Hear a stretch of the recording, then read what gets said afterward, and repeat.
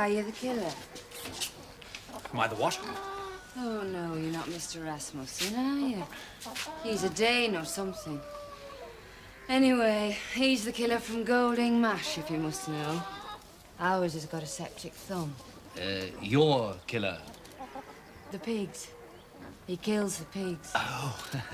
No, I'm not Mr. Rasmussen, but you are Mrs. Crowell, I take it. Why? Why don't you ask me in? I'd like to talk to you.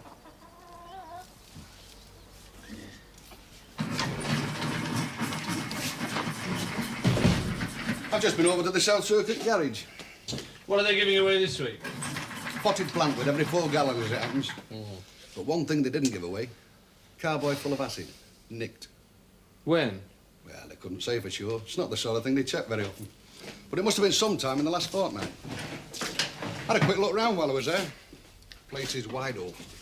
Anybody could have walked in and had it way in the boot if they'd picked the time right. And if they knew it was there? Just to cheer myself up, I took a look at the customer list. And? Hopjoy's got an account there. Petrol and servicing. Hmm. They're quite keen to have a word with him, as a matter of fact. He's in the red to something like 100 quid. When was he last there? Do they remember? He hasn't been there for a month or so. But his car has. Twice in the last fortnight. Driven by a friend of his. I don't suppose you happen to know the friend's name, do you? Perriam. Mr. Gordon Perriam. Keeps a tobacconist shop. But he doesn't smoke. Yes, I know. My husband handles all the farm business. Anyway, you're wasting your time if you're selling something. He's well satisfied with everything he gets.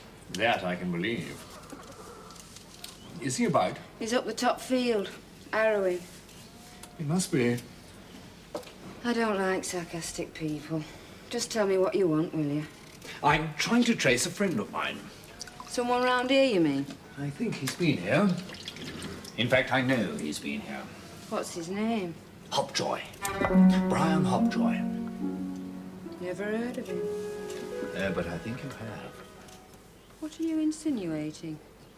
My sole interest, Mrs. Crowell, is in what brought him to this farm and in what he learned here. Perhaps now we understand each other. I don't know who you are or what's been said, but it's not true. And even if it was, it's none of your damn business. All right. I'm going to ask you to trust me. I could tell you my name. It's Ross, as a matter of fact, and the nature of my work, but there really would be no point in doing so. I can neither prove my identity nor give you convincing evidence of my profession. If I could, it would cease to be my profession. You don't understand. Naturally, you're not expected to understand. At least let me assure you that what might seem to you duplicity and mystification are terribly necessary. Oh, you mean you're a spy? Why should you think that? Because Brian gave me more or less the same speech when he first came here.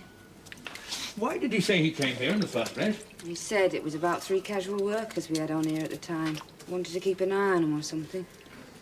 Europeans, they were. I see. Where are they now? Moved on, how should I know? You'd better not let my husband catch you. He'll be back for his dinner soon. Perhaps we should meet again. He sent you, didn't he? Who? You think I don't know what's going on? Hopjoy's moved on, so he sent you. Is that really what you think? I suppose you're quite nice, really. In a way. My way could be your way. I like a man in a collar and tie.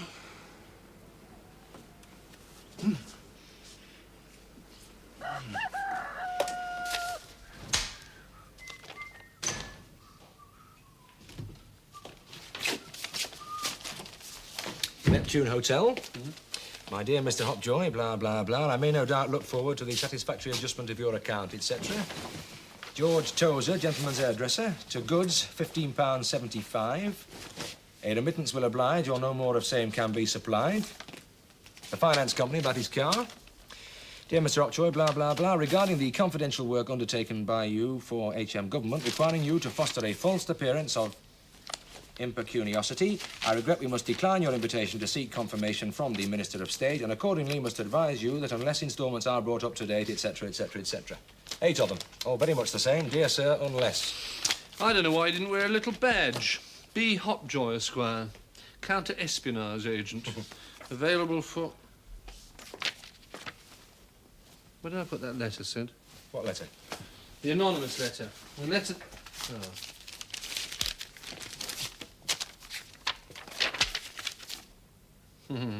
There must be thousands of pads like that around. Hmm? You know, it's funny. With one thing and another, all that money trouble and everything, you might almost say that getting himself done must have come as a happy release. If you see what I mean. I do indeed, Sid. I do indeed.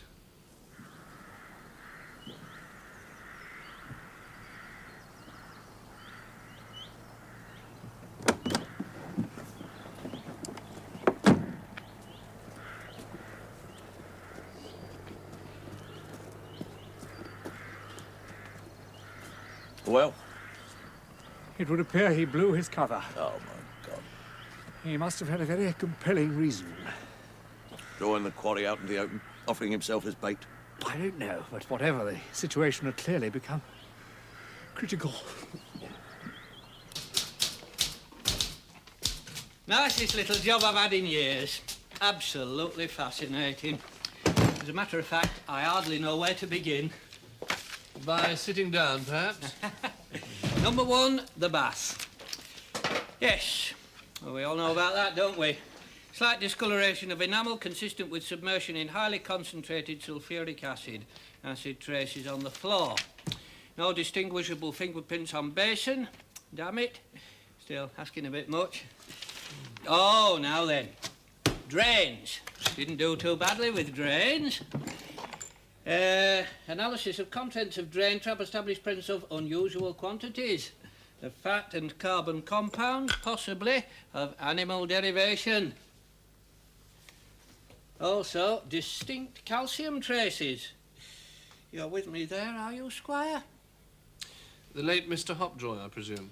Mind you mustn't run away with the idea that anything like exact identification is possible. It's all a bit tentative. Oh, quite.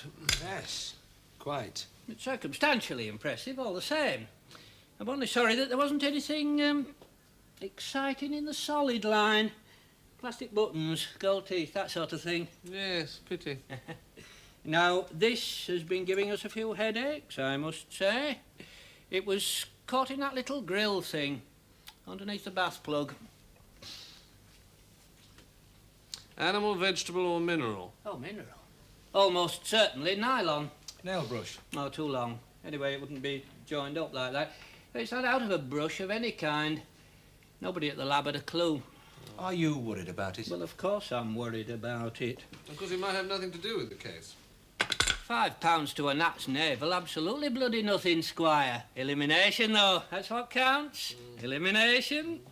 Now then, where were we? Oh! Blood stains. Bathroom floor, walls, on the razor blade. Now, I don't quite see how this razor blade fits in. I mean, it couldn't have been used as a weapon, could it? I mean, you don't fell a bloke with a hammer and then cut his throat. That would be sheer ostentation. Now then, what do you make of this?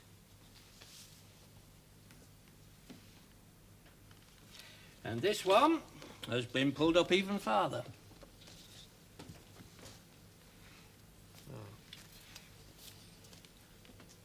The hammer head.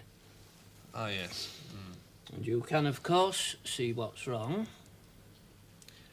Well, to be perfectly honest, No crushing, no skin, no follicles. You're perfectly right, of course. Not a follicle in sight. You see, Squire, it's reasonable to expect that hairs are going to stick to a hammer when it's been used to bash somebody's head in. But they get squeezed between two hard surfaces, steel and bone, for a fraction of a second before the skull gives way. So, naturally, they're bound to show some damage. These don't. Another thing. The hairs, or some of them, are bound to come out, roots and all. Plus the odd bit of skin. In this case... Oh. Can you say who these hairs belong to? Certainly not Perium from the others we checked against. Almost certainly friend Hopjoy. So there you go, Squire. What do you make of that? Well, you've certainly been thorough.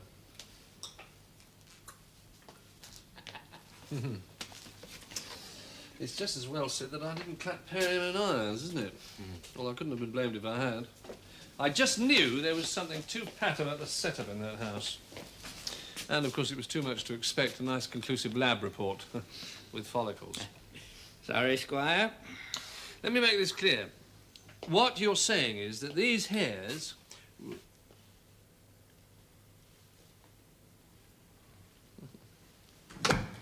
Do I understand, Mr. Pepper? Oh, forgive me a moment. I'll just take these. Sit down, sit down. So do you think that an arrest would be unwise at this stage? Well, it's this business of the hammer that's spoiling everything, sir. Yes, I know. To go to all that trouble to... Pepper, may I? Oh, yes. Thank you. Yeah, Caesar. Yeah, to go to all that trouble to dispose of the corpse and then apparently to manufacture evidence of violence. You know, I hate to see subtlety showing through this sort of thing. I think so, though, that Perium's the only candidate. Yes, well, I don't know him myself, of course. But from all accounts, he sounds a decent enough sort of fellow. Why on earth would he want to do such a frightful thing? Frightful and premeditated, sir. If stealing that acid a week beforehand is anything to go by. Whatever, the motive must have been of pathological intensity, if indeed there was one. Any money involved? Oh, far from it, sir. Hopjoy left only debts. Debts and a lot of bad feeling. One doesn't want to be uncharitable, but I suppose we shouldn't ignore... Well, you know, two chaps living on their own in the same house. I think there's no doubt, sir, that Hopjoy was almost aggressively heterosexual. Oh, was he? Well, I'm glad to hear it. One knows the sort of thing that goes on, of course. But I'd hate to think of you, Purbright, as having to fish in those waters. Yes. Oh, by the way, I had a word with Ross. Now, he doesn't see Periam as being involved in any way. In their parlance, he's cleared. In fact, they're looking far further afield. So I believe so. However, I wouldn't want them running into any unpleasantness. After all, they are our guests. Well, you know, in a sense. I'll do my best to look after them, sir. Good, good. I don't like it. I don't like it at all. I don't pretend to be an encyclopedia, Mr. Pumphrey. I thought that by calling in a couple of local experts, it might save you a great deal of time. I suppose you realise this information is highly confidential. It's all right, Purbright. I'm sure you can question your chaps in a way that won't set any rabbits running, eh? George Tozer. Now then, tell us what you know about him. But you know, George, Inspector. The barber down in... Spindle Lane. Spindle Lane, that's it. The Rubber King. You know old George, sir. Of course I know him, but these gentlemen don't. It's for their benefit I want you to tell us about him. Oh, I see. Well, a rum old sod is George. Ugly as vomit. He'd help anyone, though, wouldn't he, Sid? Mm. They reckon it was him that fixed up Lady Vera with that third husband of hers. You know, the book salesman with the one ear. Mind you, I reckon she started drinking Harry Storer by then. That's how she came to meet George, I suppose. Well, Is Mr. Tozer? What are his political affiliations? Well, I know Lady Vera's a Conservative. They don't risk letting her open any more fates, of course. I've got a feeling George is Labour, isn't he? Oh, not that politics would stop him doing you a good turn if he could. Bit of a flannel of mind. Oh, aye. Still, there's many a family in this town who'd be too big to be fed if it hadn't been for George and his little packets of three. Yes, and perhaps we're not on the same tack, Sergeant. What can you tell me about this man's associates? I've an idea he's in a team of bell ringers. Aye, they reckon he's quite religious on the sideline. I don't think he's what you might call associated with anybody special. I mean, why should he be?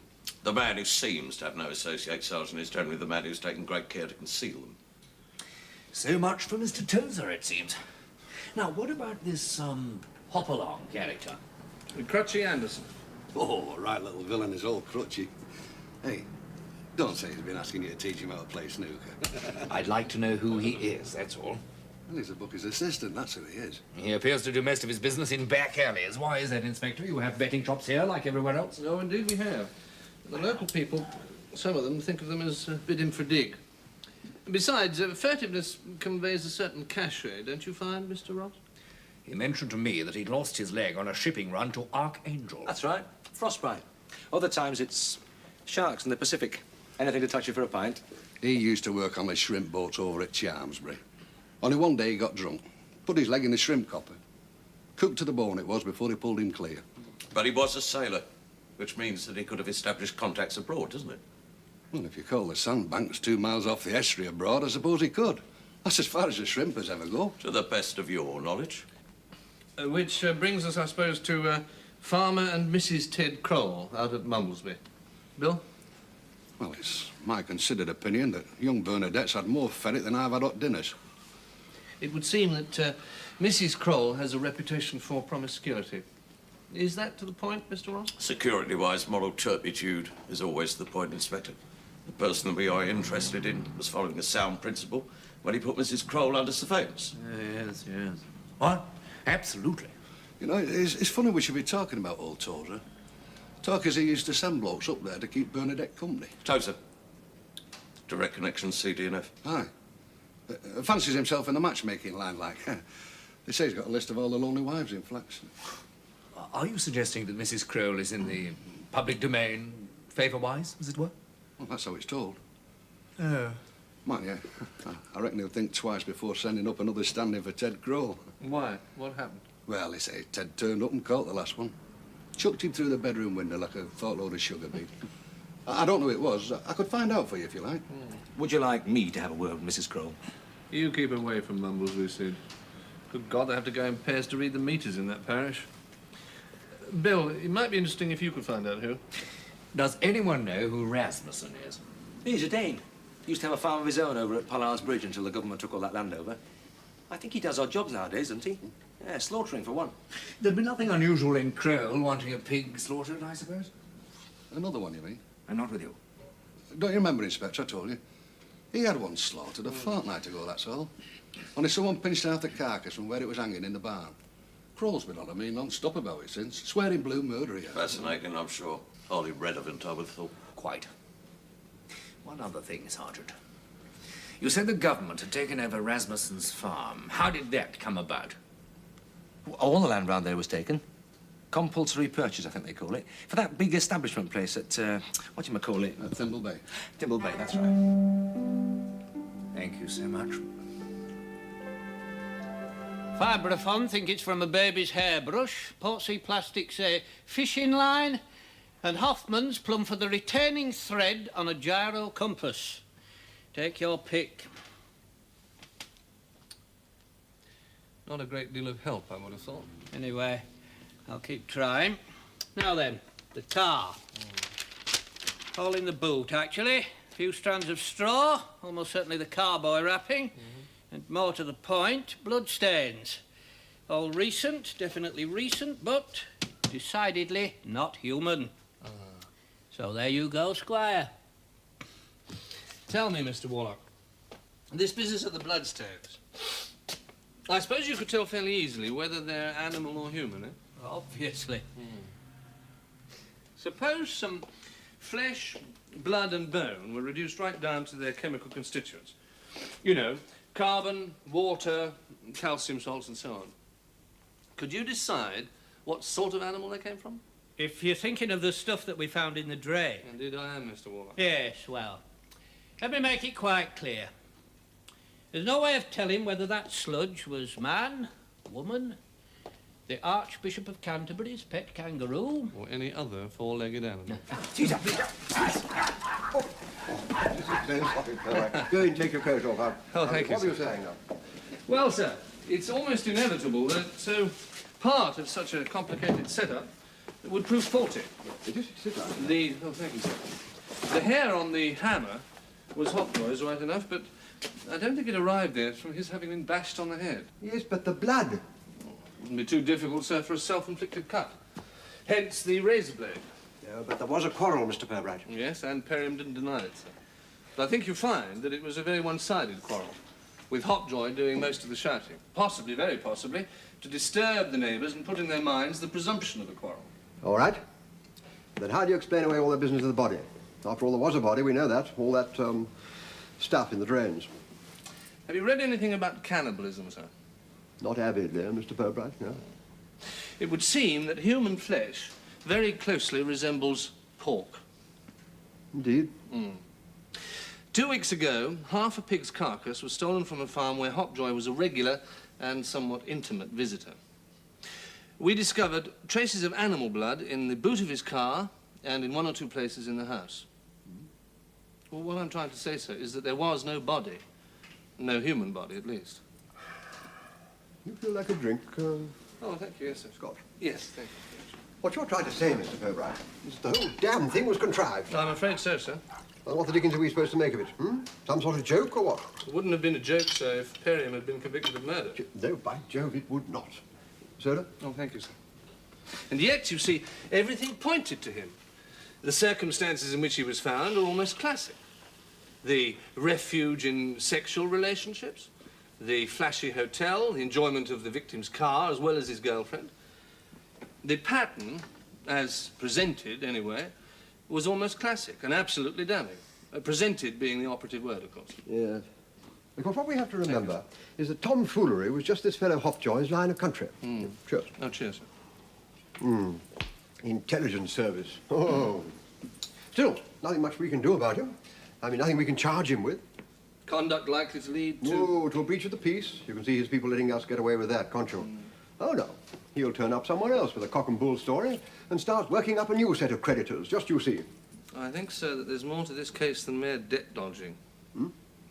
Well, a man can arrange his own disappearance without leaving somebody behind to face a charge of murder. But a great deal of trouble and ingenuity was spent specifically to incriminate Perriam. The one thing they didn't leave behind was a solid motive. Oh. Then you think we'd be wrong to let the whole thing drop?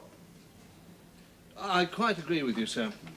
I think we should definitely continue the investigation for a little longer. All the usual, Sid.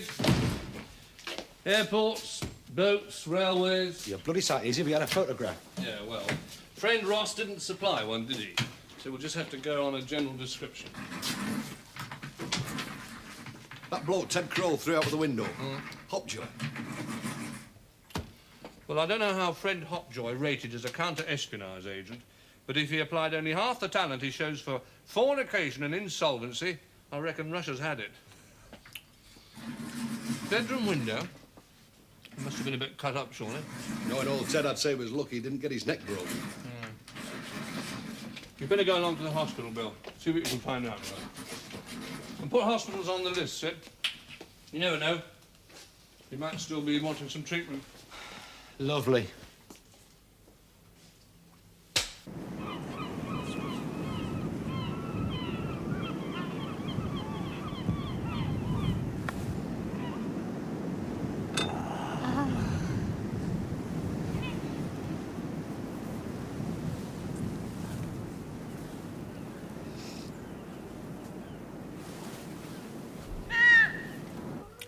So, he hasn't shown up, and I rather doubt that he will.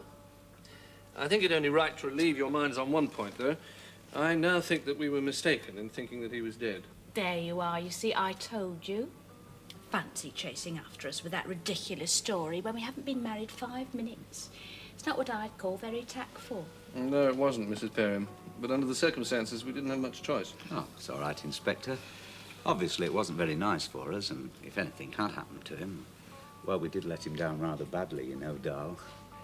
Now you know what you let yourself in for when you pinch your best friend's fiancé. Oh, there is one thing, Inspector. The house, you have finished there. Oh, yes, yes. Give us a couple of days and we'll straighten it all out for you. And the car? Oh, you can have that sometime today. Did it disappoint you? Sorry? Wasn't it covered in blood and fingerprints and everything? Oh, Dor, really? I mean, what did they expect? So you'll be staying on at the house, then? Oh, yes, we shan't move. Not yet a while, anyway. Well, it's been home for so long, and I'm sure Mother wouldn't want strangers moving in so soon after she, well, you know, passed over. Died, darling. She's dead.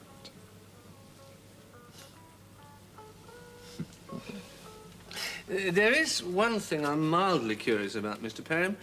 I understand that Mr. Hopjoy had an accident a short time ago. Can you tell me what his injuries were? No, well, not in medical lingo, I couldn't. He had what I'd call a gammy foot. Nothing serious, though? Oh, good golly, no, he came home as right as rain. From the hospital? Yes. Between you and I think Bri had been coming the old soldier, you know, chatting up a pretty little nurse or something. Not disabled in any way, then? Not a bit of it. Take more than a tumble to put old Bry out of action, eh, Darl? Rather. Old Bry? No. He's as strong as a horse. Well, I'm sorry if I've been something of, A skeleton at the feast? something like that, yes. Oh. But such a nice skeleton. In a funny sort of way. Oh, really? They're back. That court woman and her mother. And? And guess what? You tell me, Sidney. She says she wrote that letter. We know all about the letter, don't you remember, Sidney? We reckon Hopjoy himself wrote it. Don't you remember the pad in the case, the indentations? Well, that's what she says. Her exact words. Now I know what's happened, I feel very bad about sending that letter. I didn't mean to cause trouble. Well, they never do they? The reason I was up is because it happened to be one of my bad nights. The doctors told me never to take anything with pips for fear they might lodge. And that tea time I'd just had half a fig roll. No more. Well, that was enough. I was in agony till first light. Then the salts started working, thank the Lord.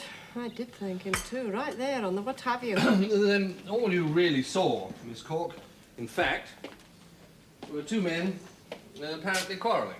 As I have said, yes. Nothing very unusual in that, I would have thought. Nothing to impress you enough to write an anonymous letter. Oh, it's all right, you won't get into any trouble. I haven't even seen it yet. Well, of course you haven't seen it. It wasn't sent to you. I'm sorry, Miss Cork, I don't quite understand. According to my sergeant... I don't want to talk about it. Not about that. I couldn't. This letter, was it about something you saw? Naturally. In the Perriam house? Hmm. There were goings-on? In her room. Her room? His mother's. Romping like dogs on a grave in the middle of the afternoon. Disgusting little tart. Are we talking about Doreen? A woman like that causes nothing but trouble. I know. How long ago was this? I don't know.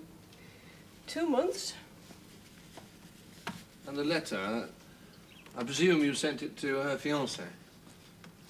I've had this out in prayer and I was told I'd taken the right road. The answer to your question is yes, if you feel it'll do you any good. And I don't want to talk about it anymore.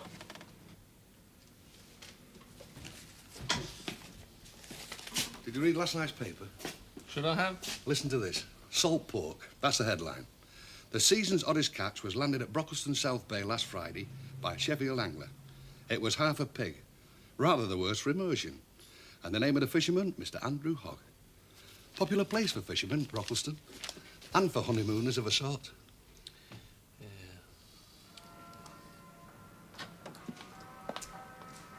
Here you are. You are funny, Gordon. You just sort of hide yourself away. I used to read to her, you know. She used to love me reading to her. It's very old-fashioned, this room. I think we should do it all white. Or yellow, perhaps. A nice yellow. And we'll certainly have to get rid of all this stuff. Leave it alone. There's plenty of time for that, eh, Dal? Yes, thank you. I remember Mr. Hopjoy very well. He was in my ward. Ruptured liver. Liver? He'd had a rather nasty fall or something. Mr. Perriam said he'd sprained his ankle. Then Mr. Perriam, whoever he is quite wrong, I'm afraid. Is the operation very drastic? No, not exactly. The idea is to mend the thing, much as you would, a torn cushion. Sew it up. The biggest snag, I suppose, well, you don't want a lot of technical stuff, do you? No, not if you can avoid it, no. No. No, well, the point is that the liver doesn't mend itself like most of the other bits, so any repairs have to be permanent. That's why they use non-soluble sutures. And they have to be treated with a good deal of respect ever after. I'm told that this man left the hospital in a somewhat frisky condition.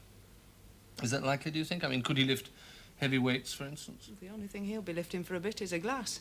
And he'd better not make too regular a habit of that either. I rather fancy he won't be doing much of anything. These non-soluble sutures, would they be made of nylon? I believe they are, as a rule, yes. Take a look at that, will you? Could be, certainly. Where did you get it? It was stuck in a drain pipe. Stuck in it? Go on, I'll buy it. Sorry, sister. The price is too high. Far too high. I've already said I don't want to talk any more about it. There's just one more thing, Miss Cork. This letter that you wrote to her fiancé, was it addressed to Mr. Hopjoy? It really is most important, Miss Cork. Did you write that letter to Mr. Hopjoy? No, of course it wasn't him. He was the... I wouldn't soil the paper with his name. It was Mr. Perriam she was engaged to. Had been for nearly a year. Then it was Hopjoy with whom she was... whom you saw... Thank you, Miss Cork. I just wanted to make sure there was no misunderstanding. I really fail to see your point, Inspector. My point, Mr. Perriam, is this. Hopjoy was a fraud. He traded on credulity, not least the credulity of his own employers. What finally put paid to him was not his false pretenses, but his determination to seize every opportunity of, what shall I say, brushing up his carnal knowledge. Is that not so, Mr. Perriam? I rather feel that I'm being accused of something. You know, I underestimated you, Mr. Perriam, as indeed did Hopjoy. His end was the classic case of being hoist with your own petard, and you planned it brilliantly and precisely. I suppose I ought to congratulate you. Why might I ask would I want to plan anything? Ah, motive. At first, I couldn't supply one. I only knew that it had to be of pathological intensity, I think I called it. Oh, yes. Now I know how it was supplied. By a letter from a frustrated spinster, and, which is more to the point, by the knowledge that that shrine of a bedroom had been desecrated. Well, in that case, why didn't I kill Dora as well? Perhaps you thought that involving her in a crime would be a more fitting punishment. After all, she did make that telephone call to the hotel, didn't she? Perhaps she thought you merely meant to scare him away. No doubt I'll get her version. After all, she is an accomplice, if only technically. You've got no right to come here and say these things. I've got a car outside. I'd like you to come with me, Mr. Perriam. I'm not going to listen to this. I'm not going to listen to this. Excuse me.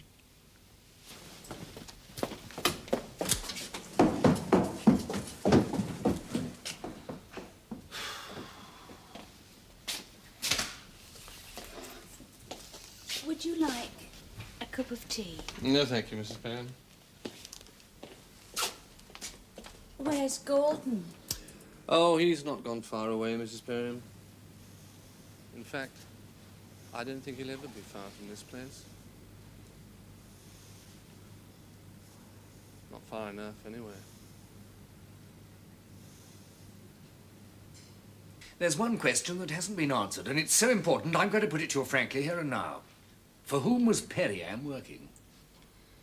I'm afraid, Mr. Ross, this is where we must acknowledge that we inhabit different worlds. I believe that if Perriam were working for anybody, and I wouldn't choose the phrasing myself, he was working for his mother. His what? Freud, as they say, comes to Flaxborough. Frankly, I fail to understand how an officer of your experience could be so naive. Oh, come now, Harry. You're worried about the Thimble Bay establishment, of course. Well, it's just that, security-wise... I wasn't going to tell you this, but I feel it only fair to put you into the picture, fact-wise. The Thimble Bay no longer exists, not in your terms, anyway. It was abandoned almost 6 years ago. Why did you not say this at the beginning? We didn't know it at the beginning. Anyway, as you yourselves said, gentlemen, you proceed your way, we'll proceed ours. Well, things seem to have cancelled themselves out rather neatly, after all. If they proved anything, it is simply, I suppose, that time wounds all heals, as Marx so succinctly put it. What? Not Carl, Mr. Pumphrey. Groucho.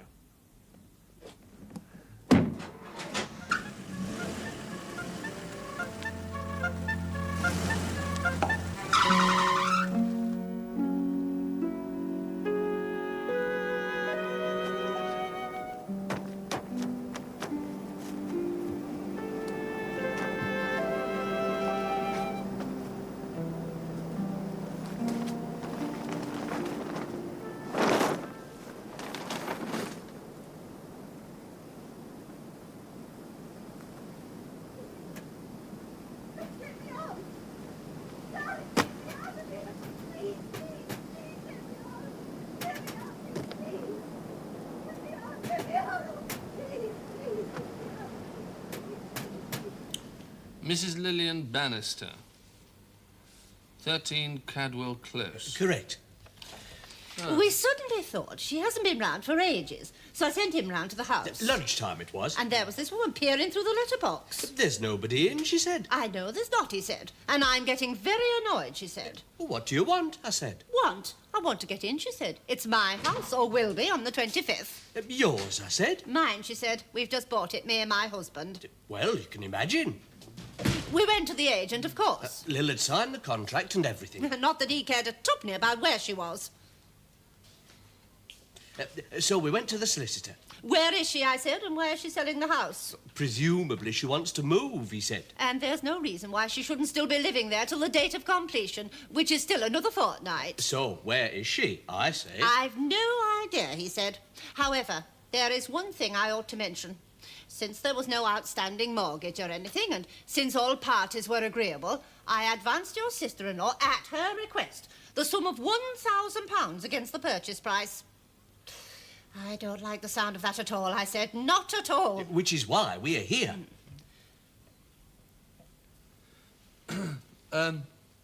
You can't think of anyone that she could be staying with for a few days? There's only us.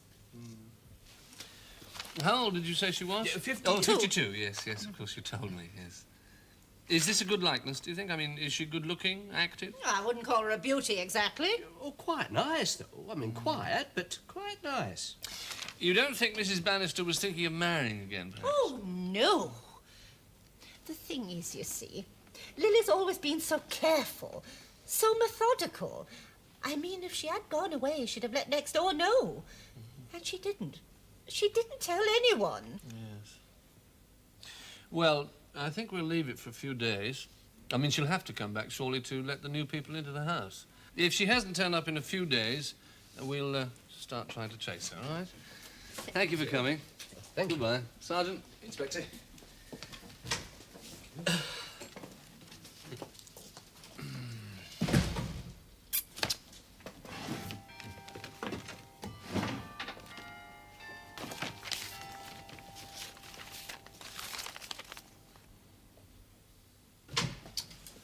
Second one in 2 months. Same as before then, Sid. Travel agents, bus stations, railway stations, hospitals. Didn't get us very far last time, did it? Didn't get us anywhere.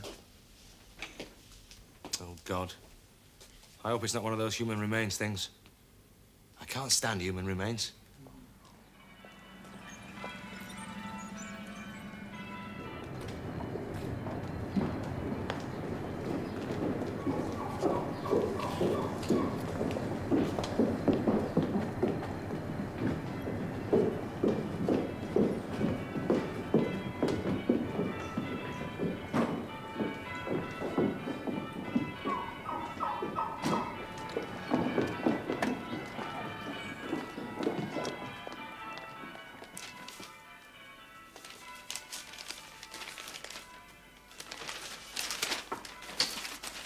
Madam. Thank you, my dear. Are you feeling faint after the journey, madam? Not a bit of it. Cheers. Are you from London, madam? I am indeed. I thought you were from London. I've got an uncle in Cricklewood. How very nice for both of you. I expect you're just visiting, are you? Well, as a matter of fact, I'm thinking of living here. Well, There's nothing much in flax. Nothing at all, really. Oh, I expect I shall find something to stretch my faculties. Oh, yes. I feel like something fresh, something challenging. I do enjoy a challenge. Oh, I don't. Well, not in flax, anyway. Now, London... The thing about Londoners, you know, my dear, is their complacency, which explains their gullibility. Hence the success of so many of our provincial cousins in creaming their fortunes in London before the natives discover that they haven't just come for the football match and to look at the pigeons.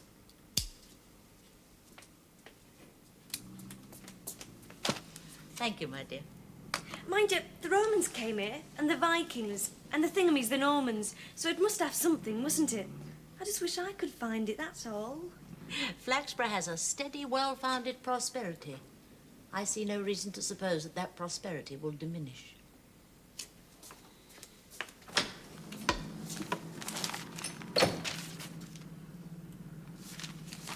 Now that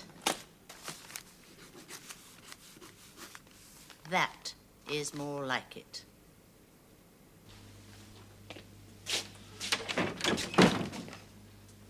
I found all their personal papers, what there is of them. Kitchen drawer. Oh. Well, we can't take many of these, if any. Right, let's have a look at this then.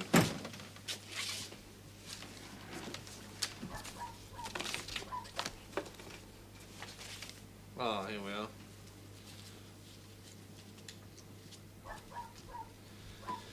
£1,000 cash, 4 days after it was paid in by the solicitor. Just as Martha Reckitt's cashed her life savings 2 months earlier, almost £2,000. Does smell a bit. 2 women, both about the same age. Both rather retiring, no close friends. Lonely, perhaps. One a spinster, one a widow. And both with something in common. They had ready money and they were available. Fellas, you mean? Well, the way I hear it, they are both highly respectable. Exactly. And a woman like that isn't going to run off with the first man who knocks at the door and asks her to do a bit of modelling. She'd want something more substantial. Lust might well seethe in the maidenly bosom, but a woman like this, she's going to have a prime regard for security. So when I say available, Sid, I mean matrimonially available. No, I don't see it. Well, it has to be. It's the only bait that would have worked, surely. Anyway. Well, she wasn't a great one for writing cheques. Insurance, gas, electricity. Hello. What's this? Sylvia Staunch, £30, 4 months ago. Any idea who Miss, Mrs. or Ms. Sylvia Staunch might be? Rings a bloody bell. Of course, London has been my home for many years, but I've never been fully happy there. The big city can be a very lonely place. Indeed it can. And then in recent years, so intimidating. No time to stand and stare, as they say. And then I do so love the sea. Do you not find that Flaxborough smells of the sea? We have a tidal river. Tidal? Oh, how nice. And there are the docks. I'm very fond of docks. Not that I've ever been in one, you understand. So, here you are in our little community, and you feel you would like someone to share in the adventure. A guide? A comforter, perhaps? No, seriously. I feel you may have the right idea. I know how difficult it is to adapt to a new environment. And 2 heads are always better than one, are they not? Well, not on the same neck. As my uncle used to say, he was a bit of a card, the rector. Of course.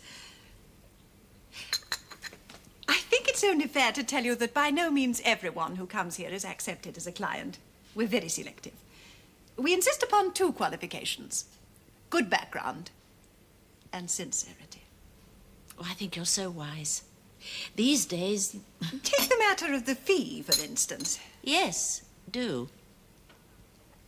£30 for a mere introduction may seem to some people a little high, but someone of breeding, of integrity, will recognize that a high fee is designed for her protection, a sort of safety barrier against exploiters. It's also a test of sincerity, A true heart setting out to seek its fellow does not ask the cost of the journey. Neither does it travel cheap day return. And now, a painless spot of form filling. Something we can't escape these days, isn't it? I'm terrible at forms. My stockbroker says that I'll land myself in prison if I'm not careful. Just you take your time, my dear. I've one or two things to see to in the other room, so I'll leave you to it. Use my desk.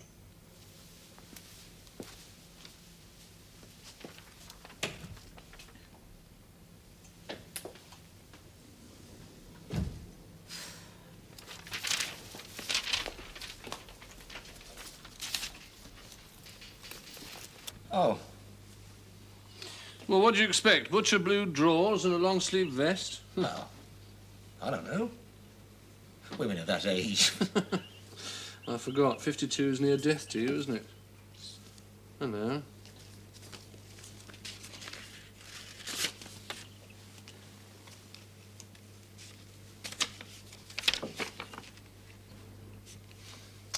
Lillian, my dear.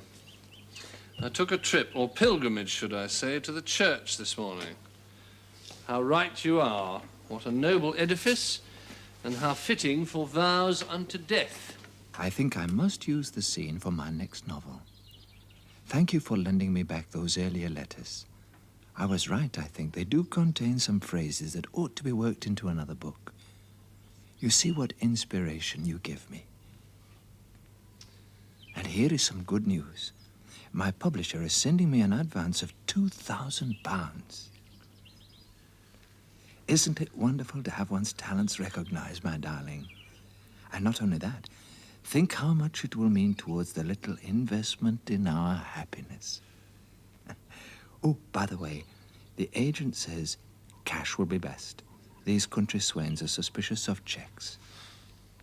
Good night. A sweet good night, my dearest. I will be waiting tomorrow at our tree. Your impatient Rex. P.S. The agent tells me he thinks that our enemy will withdraw his bids for the cottage once our deposit is paid. Good-o. Exit Mrs. Bannister via our tree. Blimey. He certainly writes like an author. No date, no address, and the way he asks for that letter back. That's clever, that is. Yes. And perhaps it explains why we found nothing at Miss Reckitt's. If it's the same bloke. Oh. Well, at least we know there is one. Also, hence the £1,000. Our little investment in our happiness. You want me to check the registry offices and so on, will you? No, I don't think so, Sid. After all, an offer of marriage doesn't always lead to a short walk down the aisle, does it? No.